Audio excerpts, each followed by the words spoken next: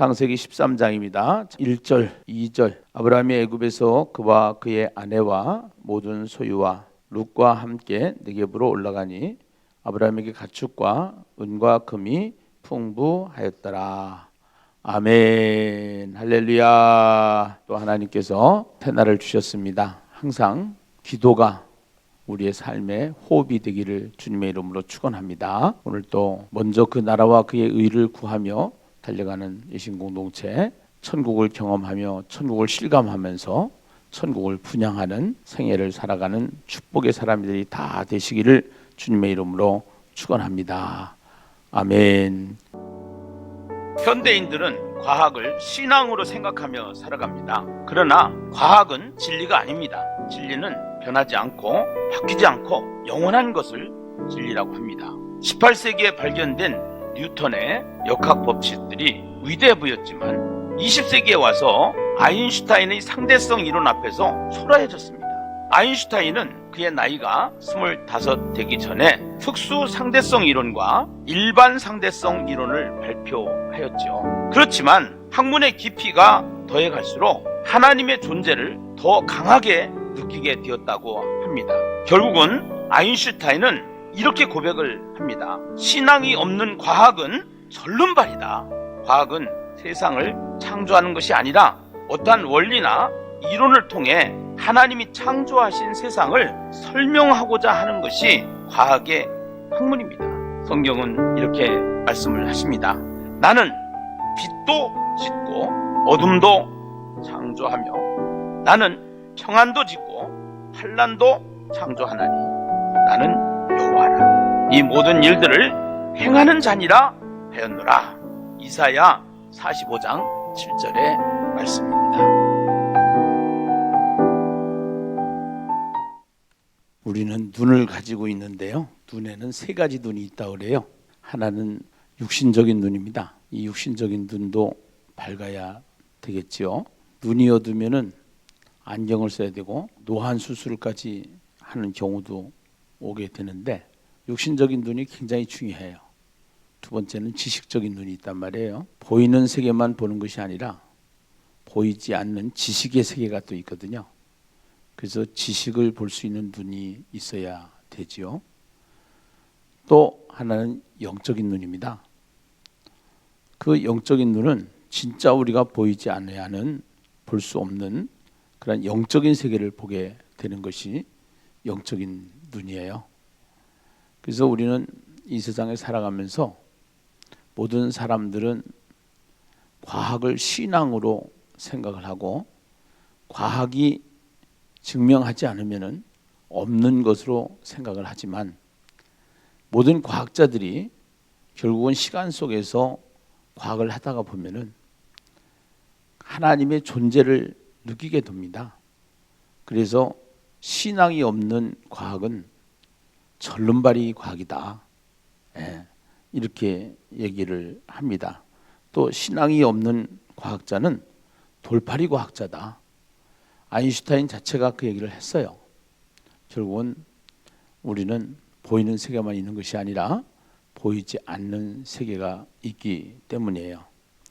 어저께 이렇게 카톡을 쭉 점검하면서 카톡을 이렇게 통해서 올린 글들을 나누다가 보니까 우리 교회 권사님 한 분이 이런 글을 올렸더라고요. 기도문인데요. 2021년도에는 걱정이, 시련이, 재앙이, 코로나가 물러가게 하여 주시옵소서. 예배가, 경제가, 건강이, 관계가 회복되게 하시고 묶인 것이 풀리게 하시고 닫힌 것이 열리게 하시고 막힌 것이 뚫리게 하시고 문제가 해결되게 하시고 사랑과 은혜가 행복이 필요가 다 채워지는 한 해가 되게 하여 주시옵소서.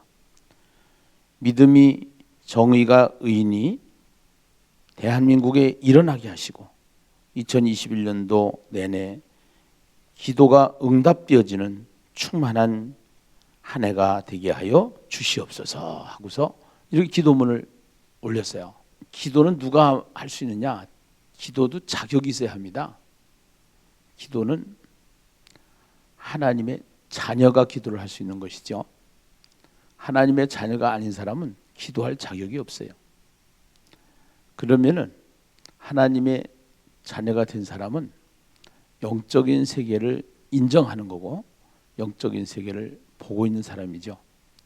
오늘 우리가 살아가면서 육적인 눈, 지식적인 눈, 영적인 눈 세 가지 눈이 있다고 그러는데 영적인 눈도 중요하고 지식적인 눈도 중요하지만 영적인 눈을 열어서 보이지 않는 하나님을 보면서 살아갈 수 있는 그러한 축복의 인생이 되기를 간절히 주님의 이름으로 축원합니다. 할렐루야. 여러분들이 가지고 있는 교재를 보시면은 포커스란이 있어요. 성경은 우리에게 진정한 혈통과 형통과 평안은 어디에 또는 얼마나의 문제가 아니라 누구와의 문제인 것을 상기시킨다. 그래서 제가 어저께 말씀을 드렸습니다만서도 우리는 소유형의 사람이 있고 존재형의 사람이 있다. 우리가 진짜 이 세상에서 진정한 형통이 뭐냐? 진정한 평안이 뭐냐? 진정한 행복이 뭐냐? 소유를 쫓아가는 사람이 아니고 내가 누구와 함께 하느냐의 문제다. 근데 과학적 사고를 가지고 살아가는 이 세상의 모든 사람은 육신의 눈만 가지고 있기 때문에 보이는 세계만 가지고 그 한계를 넘지 못하고 살아가는 것이 이 세상의 사람들이에요. 그러나 우리는 보이지 않는 하나님이 계시기 때문에 기도도 하고요. 또 보이지 않는 하나님의 자녀가 되기 때문에 우리는 그 하나님께 기도하면서 응답받는 신앙생활을 하게 되는 것인데 성경에서 종종 하나님을 떠나는 방향으로 제시하는 동쪽, 그 동쪽으로 아브라함을 떠나가는 롯의 행동은 그가 단지 아브라함만이 떠나는 것이 아니라 하나님의 축복으로부터 멀어져 가는 것을 암시한다. 이 성경에 나오는 이야기들 중에 동쪽으로 가게 된다 하는 것은 결국 세상을 가게 되는 거고 이 동쪽에 의미하는 의미가 있는데 그것은 하나님을 떠나가는 겁니다.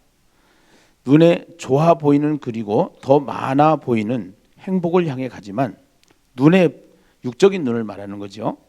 육적인 눈에 좋아 보이는 그리고 더 많아 보이는 행복을 향해 가지만 진정한 행복은 하나님과 함께 예수와 함께 성령님과 함께 인생인 것을 우리가 꼭 기억하시고 보이지 않는 하나님과 함께 말씀과 함께 예수 그리스도와 함께 성령님과 함께 이것이 진정한 복이고 진정한 행복인 줄로 믿습니다. 오늘 1절에 보니까 아브라함이 애굽에서 그와 그의 아내와 모든 소유와 롯과 함께 네겝으로 올라가니 어저께는 네겝으로 내려갔다고 그랬어요. 이집트로 갔다가 결국은 자기 부인을 속이고 바로 왕에게 혼을 났어요. 왜 나를 속이느냐. 이 바로가 아브라함의 아내 사례를 취하려고 하다가 하나님이 그 집에 재앙을 내리는 바람에 아브라함에게 가축과 은과 금을 많이 줬었는데 그것까지 다 가지고서 올라오는 장면을 소개하고 있죠. 2절에 보니까 아브라함에게 가축과 은과 금이 풍부하였더라. 3절에 보니까 네겝에서부터 길을 떠나 베델에 이르며 베델과 아이 사이 곧 전에 장막 쳤던 곳에 이르니 그가 처음으로 제단을 쌓은 곳이라. 그가 거기서 여호와의 이름을 불렀더라. 다시 새롭게 신앙을 회복하고 새 출발하는 아브라함의 모습을 우리는 보게 됩니다. 5절에 아브라함의 일행 롯도 양과 소와 장막이 있으므로 그 땅이 그들이 동거하기에 넉넉하지 못하였으니 이는 그들의 소유가 많아서 동거할 수 없었음이니라. 오늘 여기에 굉장히 중요한 메시지를 우리가 발견합니다. 그 땅이 그들이 동거하기에 넉넉하지 못하였으니 이는 그들의 소유가 많아서 동거할 수가 없었다. 이 얘기를 하는데 아브라함에게는 조카 롯이 있었어요. 그 조카 롯의 일행이 있고 아브라함의 이제 그 목축을 하는 그들이기 때문에 아브라함의 사람들 목자들이 있었는데요. 7절에 보니까 그러므로 아브라함의 가축의 목자와 롯의 가축의 목자가 서로 다투고 또 가나안 사람과 브리스 사람도 그 땅에 거주하였는지라 이렇게 말씀을 하고 있는데, 여러분들 가만히 보면은요, 재벌 형제의 난이라고 하는 이야기를 들어본 적이 있을 거예요. 사람이 돈이 없을 때는 화목한데 돈이 많으면 말입니다.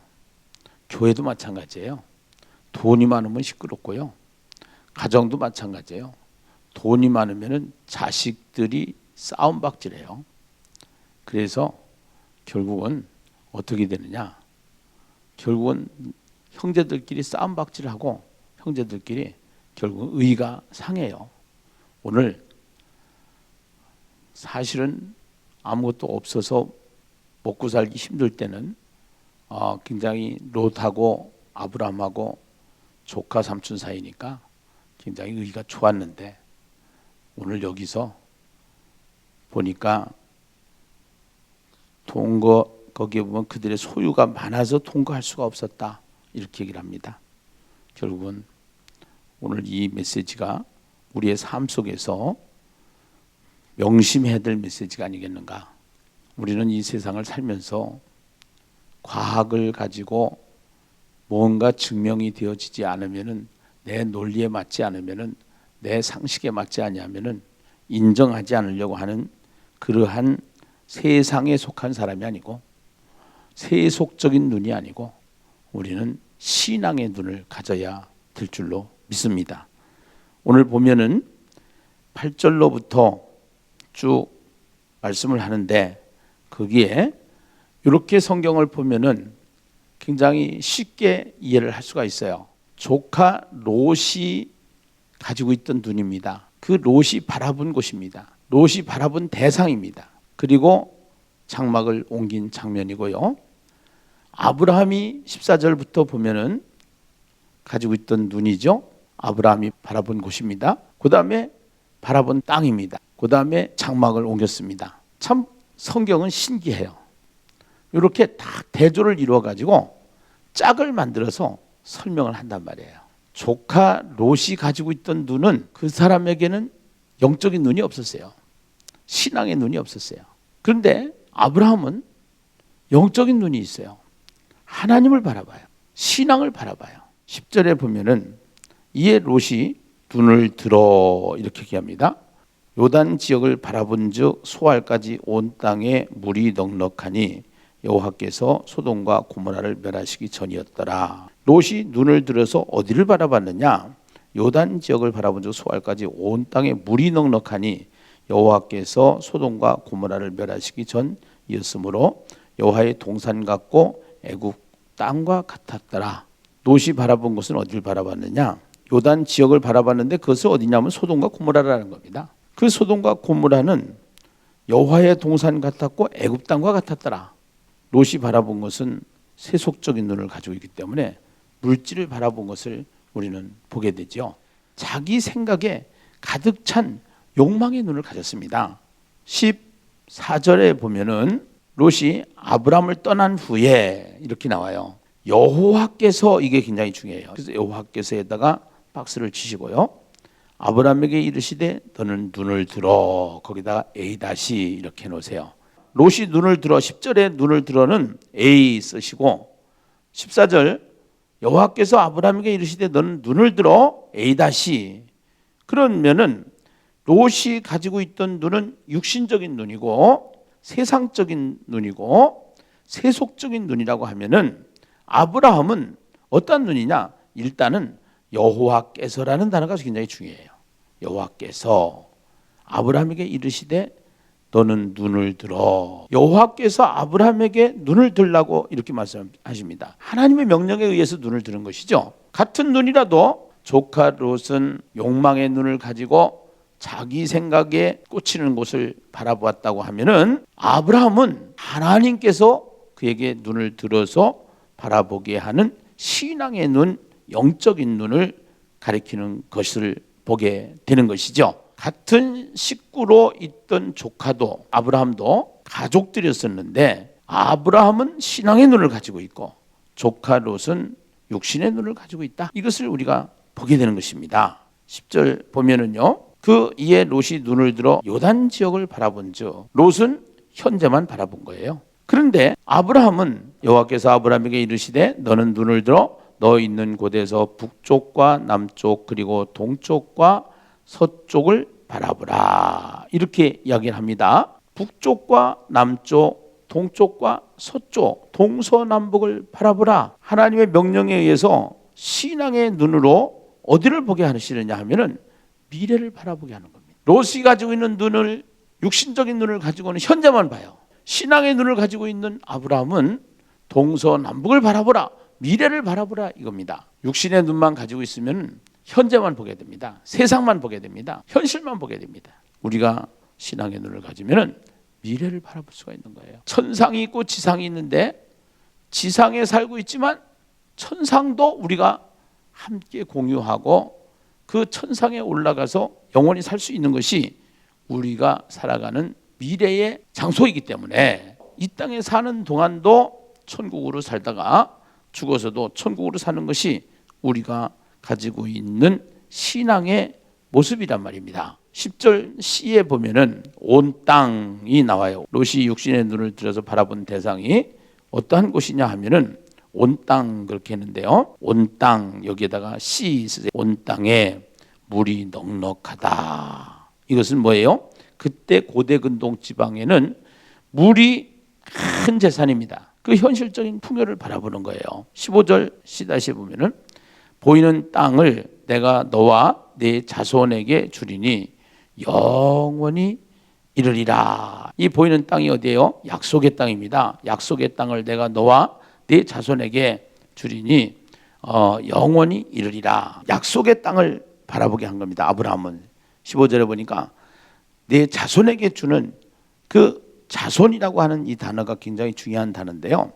보이는 땅을 내가 너와 내 자손에게 주리니 영원히 이르리라. 그래서 아브라함을 통해서 누가 오느냐면 예수님이 오시잖아요. 갈라디아서 3장 16절에 보면요. 자손들이라고 이렇게 해야 되는데 자손이라고 써요. 자손. 이 자손에게 주리니 이 자손은 누구를 말하냐? 예수 그리스도를 말하는 것입니다. 결국은 우리가 보이는 땅을 내가 너와 네 자손에게 주리니 영원히 이르리라. 영원히 이르리라. 롯이 이제 장막을 옮기게 되는데 12절에 보면은요. 아브라함은 가나안 땅에 거주하고 롯은 그 지역의 도시들에 머무르며 그 장막을 옮겨 소돔까지 이르렀더라. 그 장막을 옮겨 줄치고 D 그렇게 쓰시고 그 장막을 옮겨 소돔까지 이르렀더라. 또 18절에 보면은 이에 아브라함이 장막을 옮겨 헤브론에 이르렀더라.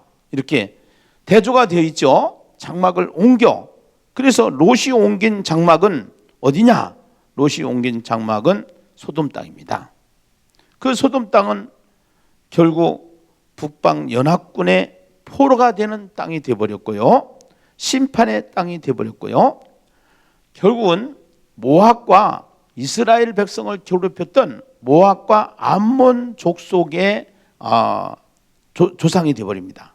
모압과 암몬의 족속이 되어버리는 것입니다. 세상적인 눈을 가지고 있던 결과가 어떠한 결과를 가져오느냐? 결국은 이 세상에 살아가면서 남을 괴롭히는 인생, 남을 치는 인생, 그러한 인생으로 살아간 롯의 가문을 우리가 보게 되고요. 그 다음에 아브라함은 그 아브라함을 통해서 이제는 장막을 옮겼는데 헤브론을 옮겼는데 그 헤브론의 의미가 또 사실은 여호수아 갈렙을 통해서 이제 그 헤브론 산지를 주소서하고 이것이 결국은 신약으로 가면 갈보리산까지 이어지거든요. 결국은 구약 선민의 이스라엘의 조상이 되고요. 믿음의 조상이 되는 그러한 역사를 우리는 보게 되는 것입니다. 오늘 우리가 가져야 될 눈, 영적인 눈을 가지고 사느냐, 육적인 눈을 가지고 사느냐. 육적인 눈을 가지고 살았던 롯의 가문은, 롯의 신앙은, 롯의 현실은 어떠한 인생이 되었는가? 어떠한 가문이 되었는가, 어떠한 계보를 만들어냈는가, 이것을 우리가 생각을 해볼 수가 있게 되고요. 신앙의 눈을 가지고 살았던 아브라함의 가문, 아브라함의 족보는 어떻게 되어 있는가 하는 것을 한눈에 볼 수 있도록 성경에 하나님께서 모세를 통해서 기록하게 하시고 우리를 통해서 어떠한 것을 바라봐야 될 것인가, 어떠한 눈을 가져야 될 것인가, 우리는 세상을 바라보고 살 것인가, 천상을 바라보고 살 것인가, 우리의 바라봄의 법칙을 가만히 생각을 하면서 그 아브라함이 가졌던 신앙이 굉장히 중요한 신앙인데, 그 아브라함이 가졌던 신앙을 보면은 9절입니다. 내 앞에 온 땅이 있지 아니하냐, 나를 떠나가라. 누구 보고 그러는 거예요? 조카 롯 보고 그러는 거죠. 네가 좌하면 나는 우하고 네가 우하면 나는 좌하리라. 조카 롯이 그 정도 삼촌이 얘기하면은, 아이 삼촌 별 말씀을 다 하시네요. 삼촌이 먼저 선택을 하시면은 제가 나머지는 해야지요. 이렇게 나와야 그래도 예의적인 사람이 아니겠어요? 그런데 거기에 다른 반응이 없습니다. 롯이 눈을 들어서 요단 지역을 바라봤는데 소알까지 온 땅에 물이 넉넉한 그 소돔과 고모라 땅을 선택했던 롯의 모습을 보게 되지요. 그러나 먼저 아브라함은 조카 롯에게 네가 좌하면 나는 우하고 네가 우하면 나는 좌하리라.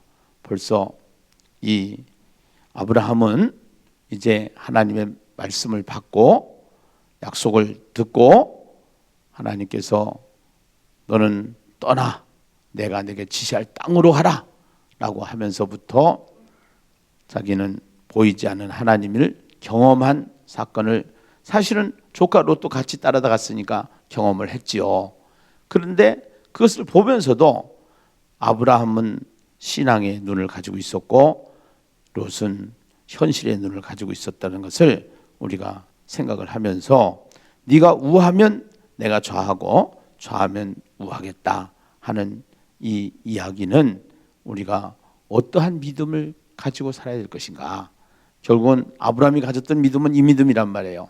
나중에 이삭을 하나님 앞에 번제로 드려라 그랬을 때 그 아브라함이 독자 이삭을, 백세에 얻은 이삭을, 아들 이삭을, 하나밖에 없는 독자 이삭을 하나님 앞에 드리라고 그랬을 때 어떠한 믿음으로 드렸느냐 하면은, 그 이삭을 죽이면은 하나님께서 다시 그 이삭을 살리실 수 있는 하나님이라는 믿음을 가지고 자기 아들 이삭을 하나님 앞에 번제로 드렸던 믿음의 사람이었습니다.